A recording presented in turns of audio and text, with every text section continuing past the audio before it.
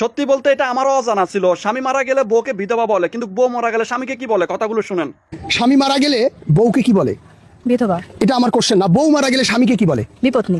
Right answer. অবশ্যই সবাই share করে সবাইকে জানার সুযোগ করে দিবেন। আল্লাহর কসম করে বলি, যে সমস্ত নারীরা স্বামীকে অভিশাপ দেয়, ও মরে গেলেই বাঁচতাম, ওরে ছেড়ে দিলেই বাঁচতাম, ওর পালে এসে শান্তি হলো না, আমার কপালে সুখ হলো না, বড়া পড়া মরে না কেন, বড়া পড়ার সংসারে এসে সুখ হলো না, এই হারামজাদার সংসারে এসে সুখ হলো না, আল্লাহর কসম করে বলি, যে সমস্ত নারীরা স্বামীকে অভিশাপ দিবে, ইয়াউমেল কিয়ামতের ময়দানে বিনা হিসাবে তারা জাহান্নামে প্রবেশ করবে। জোরে বলেন আল্লাহু আকবার। আমার মারা যারা মাইকের আওয়াজ শোনেন, শুনে নেন,